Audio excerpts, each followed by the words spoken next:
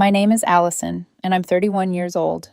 I didn't grow up thinking I would one day sit at a family reunion and be reduced to a punchline, but when I look back now, I realize the role had been written for me a long time ago, and everyone else seemed to know their lines better than I did.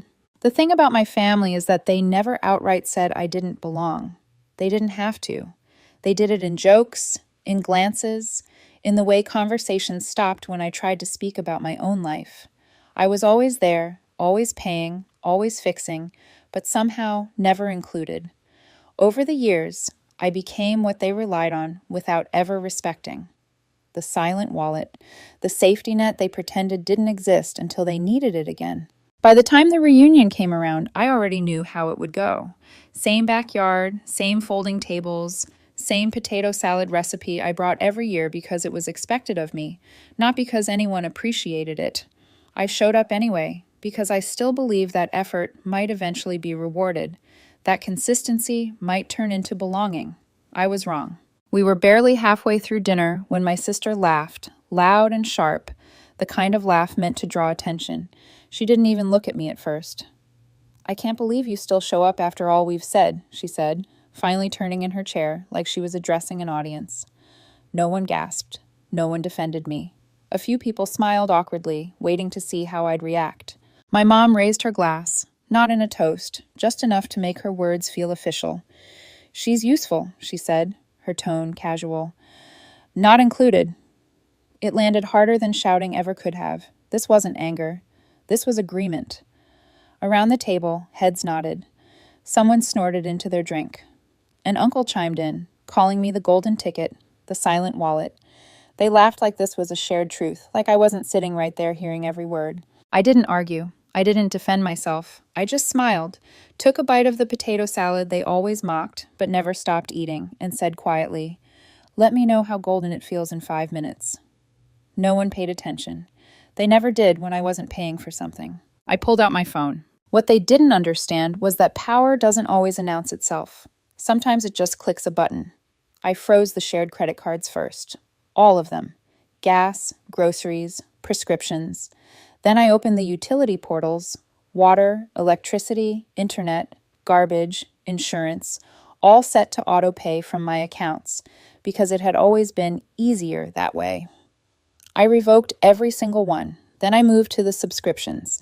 Streaming services, music, family plans, every device but mine logged out in seconds. The shift in the air was almost physical. The lights flickered. Someone complained about the Wi-Fi. A phone disconnected mid-video. Confusion spread across faces that had just been laughing. My mom stood up, fear creeping into her voice as she asked what I thought I was doing. I didn't answer. I leaned back, finished my drink, and waited. By dessert, the screaming had started.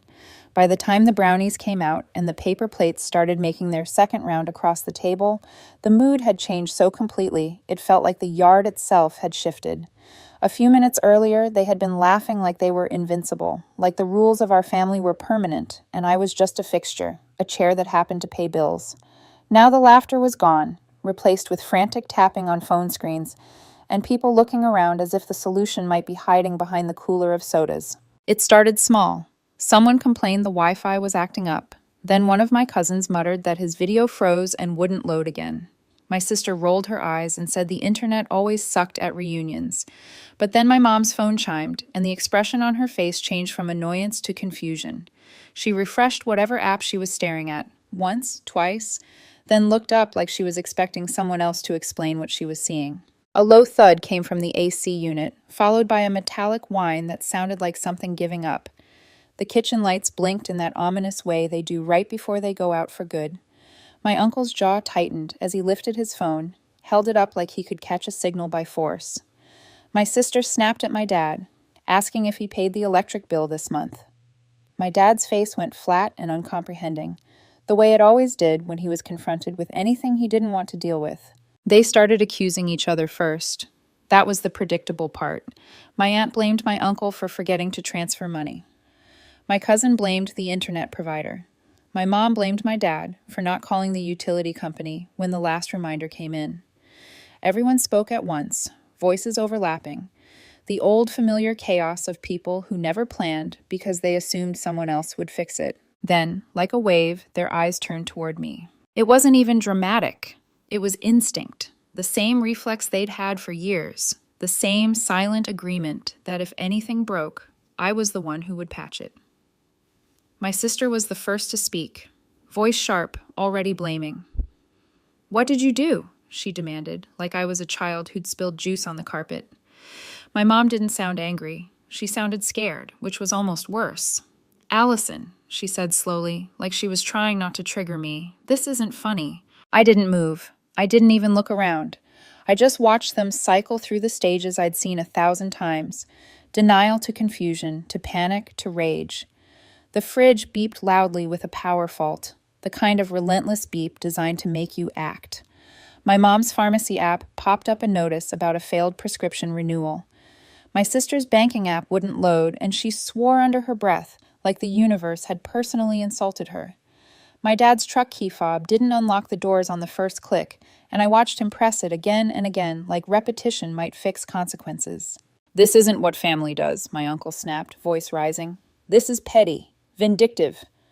My sister leaned forward, eyes flashing. "You're not God," she said, like that was supposed to put me in my place. I finally spoke, still calm, still almost gentle. "Then maybe stop praying to me every month." The table went quiet for a second, the kind of quiet where people realize they might have pushed too far but don't know how to back up without losing face. My uncle recovered first, puffing up with performative authority. He said he'd call the police if I didn't fix it. He pointed at me like I was committing a crime instead of reclaiming control. I didn't flinch. "Go ahead," I said. "Maybe they'd like to see the receipts on how long you've been draining me while treating me like furniture." That's when my mom stood up fully, her chair scraping the ground. Her voice turned sharp, desperate. "Allison, stop dragging this out," she said. "You made your point. Now fix it." She said it the way she always did when she expected me to fall back into line, like the order alone should trigger compliance. The thing was, they still thought this was a tantrum, a lesson, a threat that would end once they performed the correct apology. They didn't understand that I wasn't teaching them. I was leaving them. Not physically yet, but financially, emotionally, spiritually. I was stepping out of the role I never agreed to play. People started packing up early, not because they were ashamed, but because they were angry and confused and didn't know how to function without the invisible support system they'd mocked minutes earlier. My sister muttered threats about how we'd talk tomorrow. My uncle said I'd regret making enemies in my own family. My mom kept repeating that I was being selfish, as if I hadn't spent years sacrificing my own stability to prop up theirs. Eventually, they all left, not together, not united, just scattered, taking their panic with them. I stayed. I finished my drink. I ate the last bite of potato salad like it was a small act of closure. I watched the empty chairs and the abandoned plates and felt something strange settle in my chest. Not joy, not revenge, relief. Sharp and clean. The next morning, they didn't call. They showed up. They didn't coordinate their arrival, which somehow made it worse. My mom rang the doorbell first, the polite chime she always used, when she wanted to pretend nothing was wrong. Less than 5 minutes later, my dad's truck pulled into the driveway, engine idling like he expected to be waved inside. I watched from the hallway window and felt that old reflex kick in, the one that told me to brace myself, to prepare to fix whatever they brought to my doorstep. I let it pass. When I opened the door, I didn't smile. My mom went straight to the point. "Your meds didn't go through," she said, already flustered, already assuming the solution would present itself if she sounded urgent enough. "The pharmacy says the card was declined." She stood there waiting, posture tilted forward, hands clasped, like I would turn around, pull out my phone, and restore the world. My dad stepped in beside her, voice firm. "We can't get gas. Your mother had to cancel an appointment. This isn't funny anymore." "It never was," I said. They both froze, like the script had been altered and no one told them. My dad frowned, genuinely confused. That was always his blind spot. If I wasn't paying for something, driving someone somewhere, or untangling an account, he didn't see me at all. "Just restore the cards," he said. "You made your point. Now stop dragging this out." Dragging it out, as if years of silent dependence were a misunderstanding, as if I was playing a game. My mom stepped closer, lowering her voice. we need to settle this today, she said. You don't want to make enemies in your own family. It wasn't even subtle. Fear wrapped in advice, control dressed up as concern. I'm not settling anything, I said. Not today, not any day. You should leave. Her eyes widened, not with anger, but with disbelief. My dad's tone hardened. You've really let all this go to your head.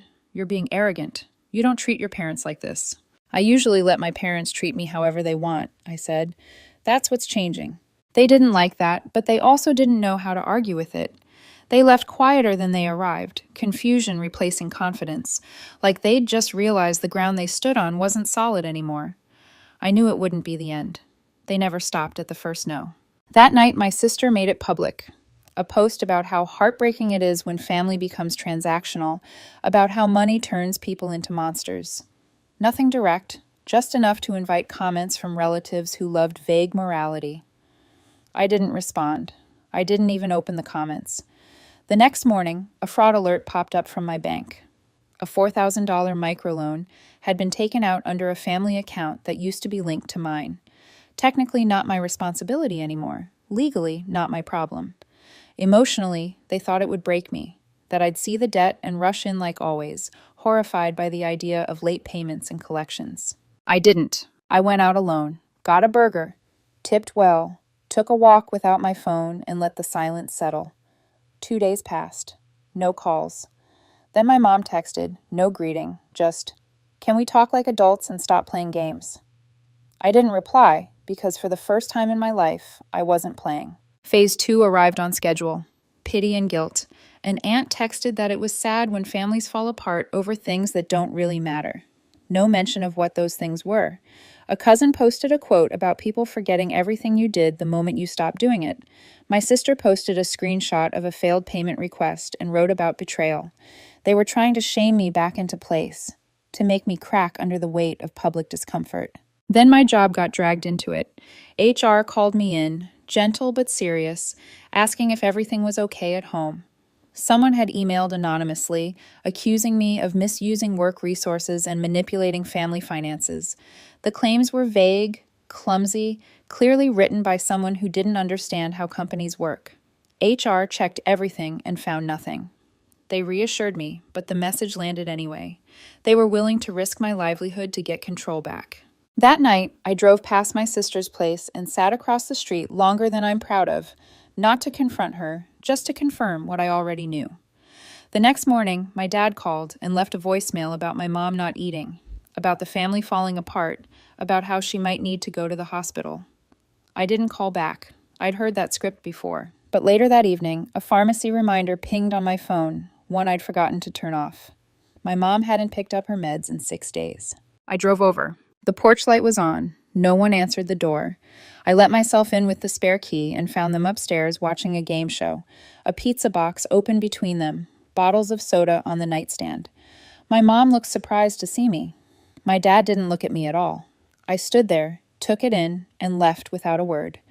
The next morning, I changed every password to every account that still had a thread connecting us.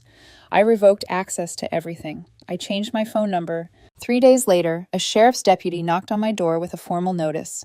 My sister had reported me for financial harassment.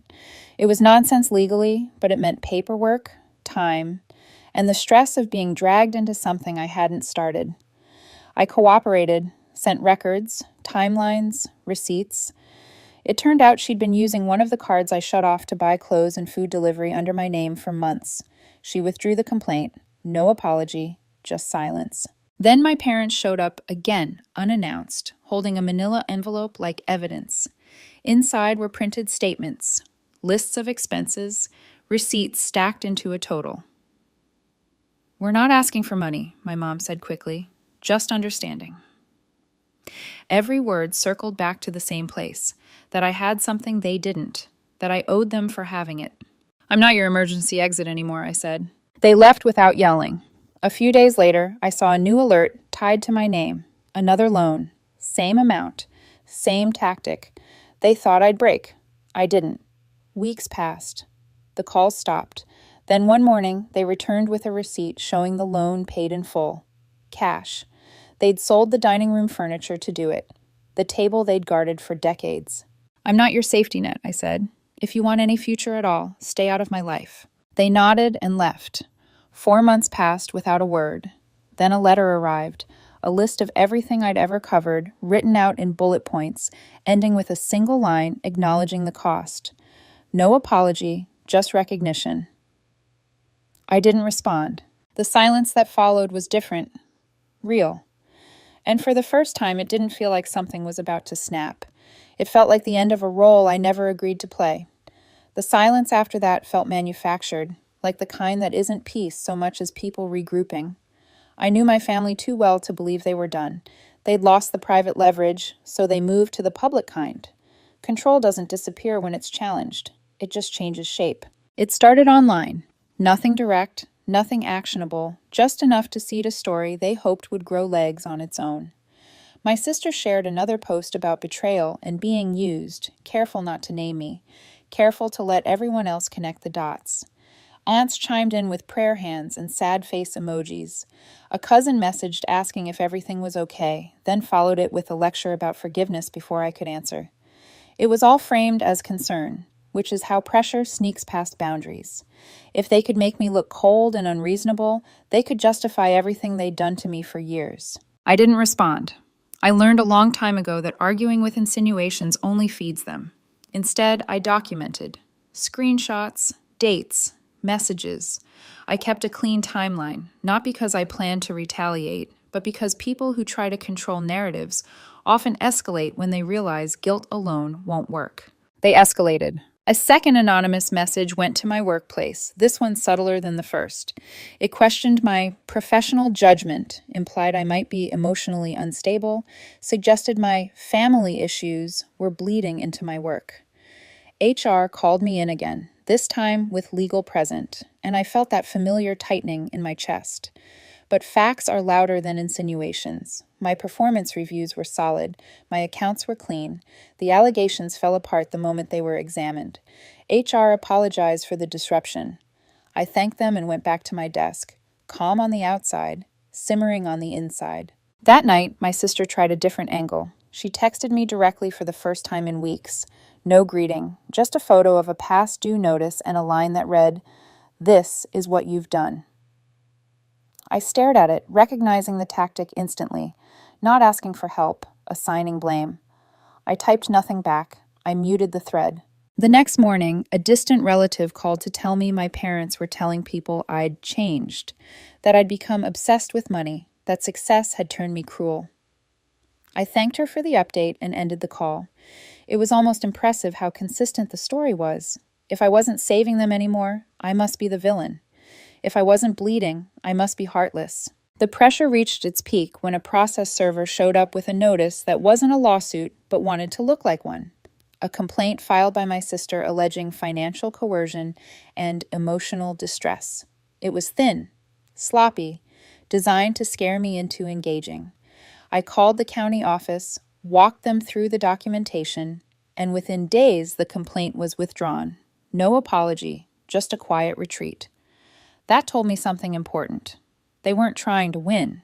They were trying to see if I'd flinch. I didn't. The last attempt was theatrical. My parents arrived unannounced again, this time dressed like they were attending a funeral, holding a folder thick with paper. They laid it out on my kitchen table and talked about totals, about sacrifices, about how much I'd helped and how little they'd realized it at the time. It was almost self-aware, but not enough to be real. They wanted absolution without accountability, understanding without change. I'm not your safety net, I said again, because repetition is sometimes the only way truth sticks. If you want any future contact at all, it will be on my terms. No posts, no third parties, no surprises. They left without arguing. That was new. The days that followed were quiet in a way that felt earned. No messages, no posts, no anonymous emails. I didn't mistake it for remorse. I understood it as exhaustion.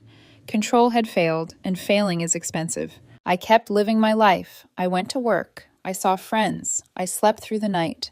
The world didn't end because I stopped paying for it. It stabilized. That's when it hit me.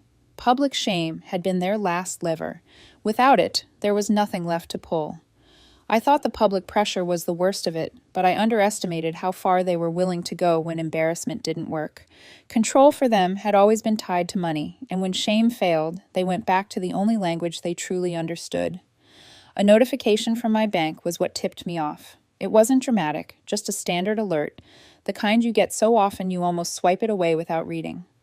A microloan had been opened under my name, $4,000, with an unfamiliar lender and an interest rate that made my stomach drop. I knew immediately what it was. They had found an old form, an old scan, some leftover thread from when our finances were still tangled, and they used it. Not because they needed the money urgently, but because they believed this would force me to respond. They assumed I would rush in like always, horrified at the idea of debt, terrified of collections, desperate to clean up the mess before it could stain me. They didn't understand that what they were doing now was different. This wasn't neglect or entitlement. This was deliberate. I printed the notice and set it on my counter, staring at it like it was a test. Every instinct I'd spent years building told me to fix it, to make it go away, to protect everyone involved, even if it cost me. That instinct had kept my family afloat for decades. It had also nearly destroyed me. So I didn't act. I let the calls from the lender go unanswered. I didn't contact my parents. I didn't warn them. I let the consequences unfold exactly as they were designed to. Days passed, then weeks.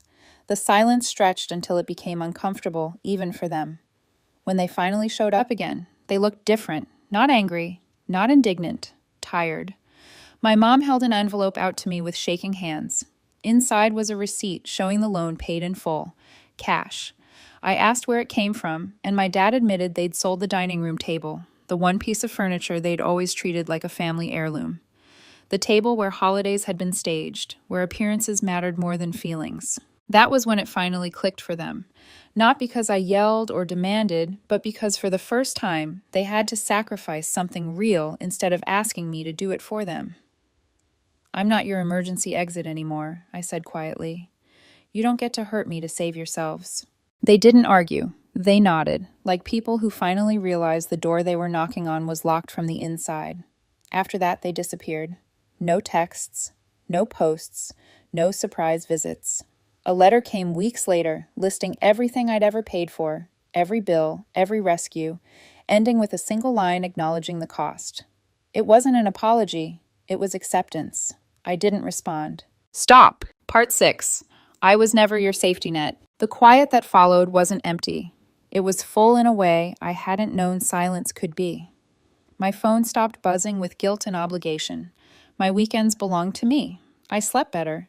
I laughed more easily.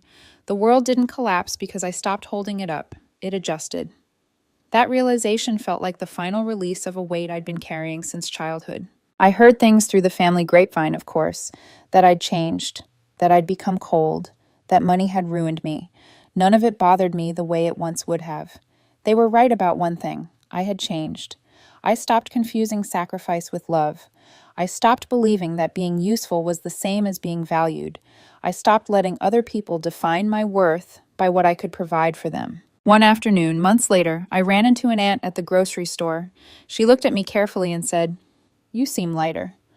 I smiled because it was true. I didn't need to explain.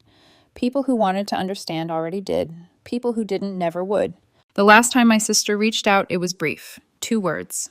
"You win." I stared at the message for a long time before deleting it. This was never about winning. It was about survival. About choosing myself in a family that never had. Winning would have meant they learned something, and I wasn't sure they had. But I had, and that was enough. I no longer live in reaction to their needs or their chaos. I live in a space where my time is my own and my boundaries are respected because I enforce them. I don't feel anger when I think about them anymore. I feel distance, and distance, I've learned, can be an act of compassion when closeness only ever meant harm. I was never their safety net. I was their silence, their convenience, their golden ticket. And when I stepped out of that role, everything they built on it collapsed. Not because I destroyed it, but because it was never meant to stand without me.